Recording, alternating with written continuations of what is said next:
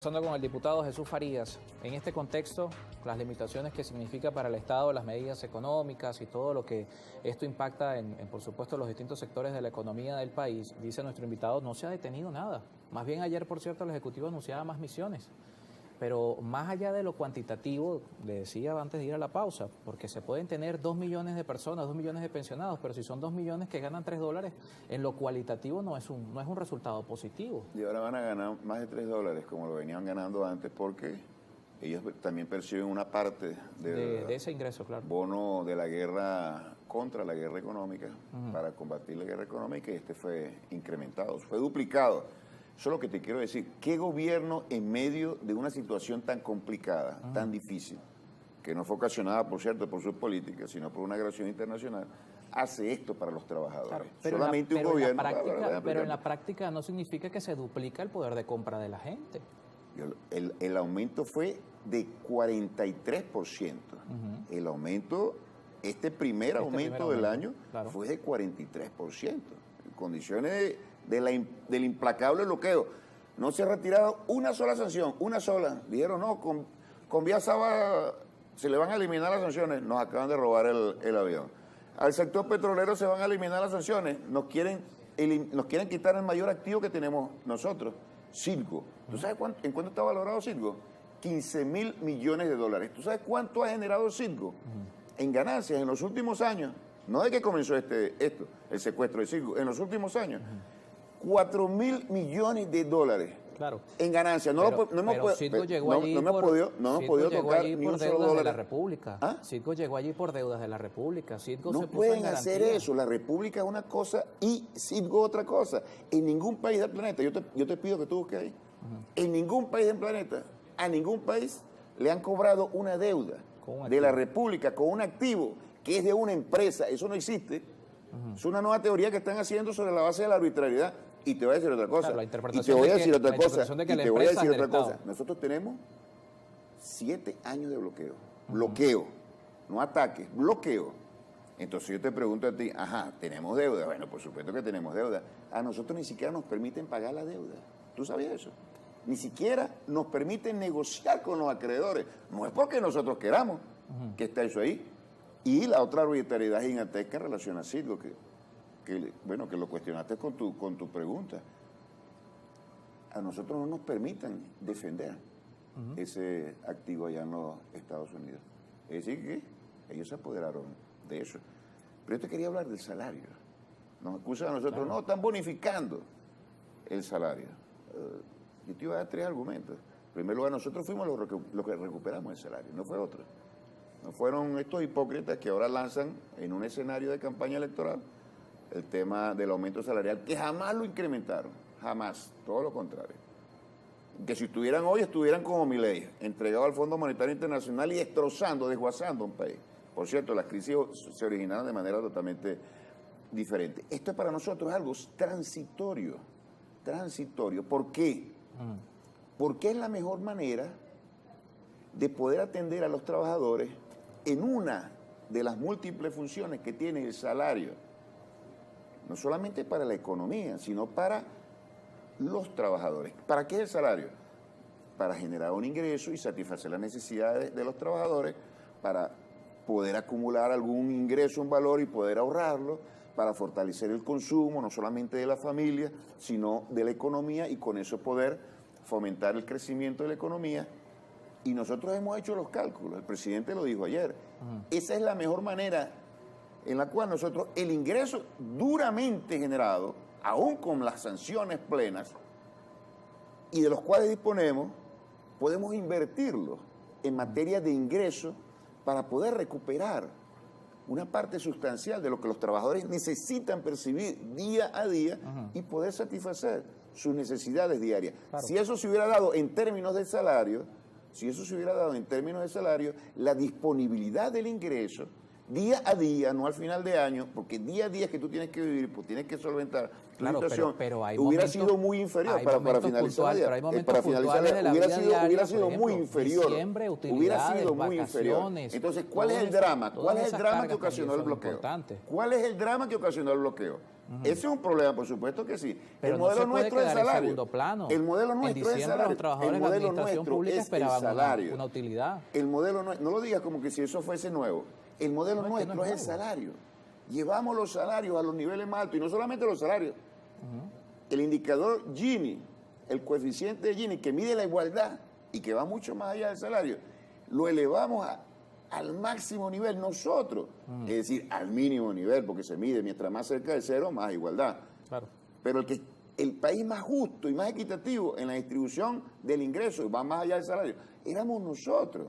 Nos desmontaron un sistema económico con ingresos que se traducía en un sistema social de bienestar. Y estamos en esto por una situación externa que nos agreden. Entonces nosotros enfrentando esa situación, tenemos un ingreso y decimos, ¿qué es lo que necesitan los trabajadores? Y es lo que nos piden, el día a día, tener día a día una mayor cantidad de dinero para poder satisfacer sus necesidades. Entonces, esta nueva categoría que va a ser transitoria, solamente mientras nosotros estamos superando estas enormes adversidades que nos ha impuesto el bloqueo, nos permite colocar un ingreso en las manos de los trabajadores para poder atender eso. ¿Es perfecto? No es perfecto. No es perfecto. ¿Es causa nuestra? No es causa nuestra. ¿Lo vamos a superar? Está absolutamente garantizado que lo vamos a superar. Nuestra concepción claro, es otra. otra. El asunto es cuándo, porque muy ya pronto, tenemos 2 años que no se da un aumento de salario mínimo en Venezuela. Pero no hables de salario, habla de ingresos. Pero es que hay que hablar de salario, porque las prestaciones sociales son importantes, es una lucha histórica. Mira, hermano, nosotros lo rescatamos, aquí estaban privatizadas casi todo. Pero tenerla en $3.6 no es parte del rescate. Estaba casi todo eso. Bueno, yo no sé qué idioma estoy hablando, te estoy diciendo que si nosotros hacemos otra cosa distinta con el ingreso que disponemos, claro, es liquidez diaria, es entendible, es liquidez diaria, pero ¿y por qué planteas eso nuevamente de esa manera? Porque como que si no lo entendiera. Porque hay contrataciones colectivas, hay bonificaciones eso de fin de año que no se dieron. Todo lo entiende. El último trimestre del año, ¿cuánto cobra un trabajador público de utilidades? Si tú me preguntas, ¿quién es el que tiene la mayor incomodidad y está más insatisfecho por la forma como se está resolviendo esto, que no es nuestra visión histórica y principista? Por supuesto que es el gobierno. Ahora, ¿tú crees que nosotros no quisiéramos incrementar salarios? ¿Tú crees que nosotros no quisiéramos haber mantenido los salarios como lo teníamos, la revolución bolivariana? Por supuesto que sí lo hubiéramos querido. En estas condiciones tan complejas, donde los ingresos han bajado. ¿Tú sabes cuánto ingresó el año pasado en petróleo? Que lo dijo también el presidente Nicolás Maduro. En petróleo ingresó 6.200 millones de dólares. Un año bueno si comparamos con los últimos. La producción llegó a 800. ¿Tú sabes cuánto ingresaba aquí en promedio anual? Dímelo. Dímelo porque tú me estás diciendo de los salarios de una manera muy alegre, como que si nosotros estuviéramos en condiciones normales. Se debe haber reducido por lo menos en las 2/3 partes. Claro. 2/3 partes, 50.000 millones de dólares. Es decir, que ingresamos un poco más del 10% de lo que siempre ingresábamos. No son condiciones normales. Frente a condiciones extremas, tú tienes que aplicar también un conjunto de políticas que no se ajustan a la normalidad y que muchas veces no te gustan. Mira, es como que si tú tuvieses a un paciente en terapia intensiva, casi muriéndose, ¿ves? Lo salvaste y ya se sentó y ya está dando los primeros pasos. Tú no puedes obligar a que corra y vaya a jugar un juego de fútbol. Claro. No lo puedes obligar. Estamos dando esos primeros pasos.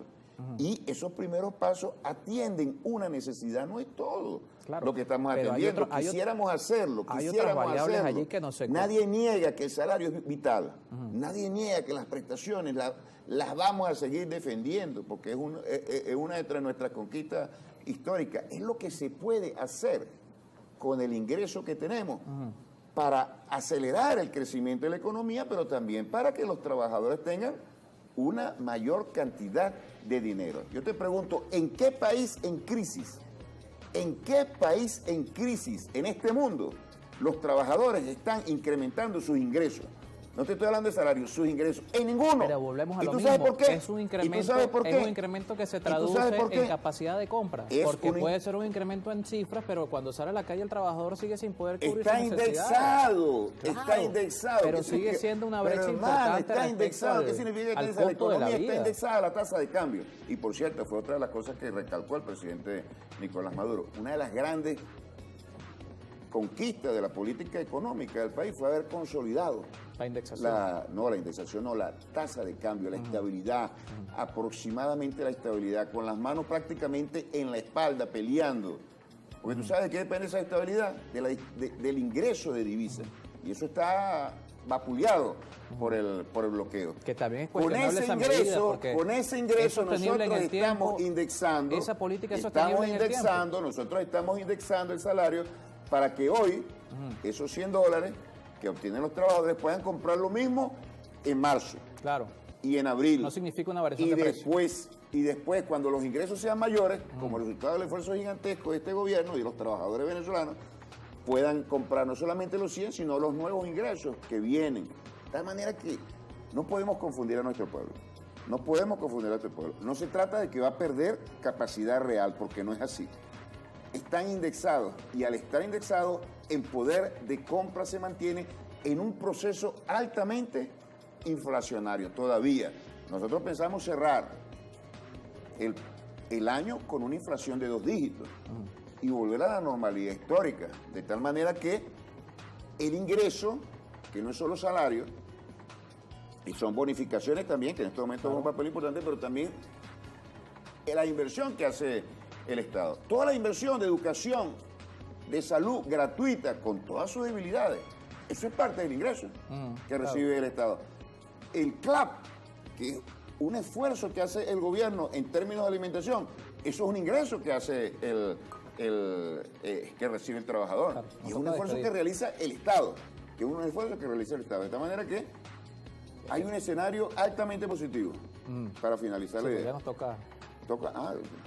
Nos toca no, pero pedir o nos toca. Finaliza la idea. Es un escenario altamente positivo en función de las fortalezas. ¿Para qué nos sirven las fortalezas?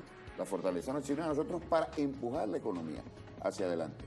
No habrá mejoras sociales si no hay crecimiento. El crecimiento lo estamos calculando en 8%, el mayor de América Latina. Número 1. Número 2. No habrá preservación del ingreso si no mejoramos la inflación. Vamos a cerrar en 2 dígitos. Venimos de 230.000% hace unos años atrás. La economía petrolera viene expandiéndose. Y una cosa muy importante, la flexibilización de las sanciones, que no negamos que son importantes, relevantes. ¿Sabes por qué la logramos? Porque derrotamos la pretensión del gobierno de los Estados Unidos de querer cambiar y derrocar a un gobierno por la presión política, militar y sobre todo económica. Una política derrotada, nosotros pensamos.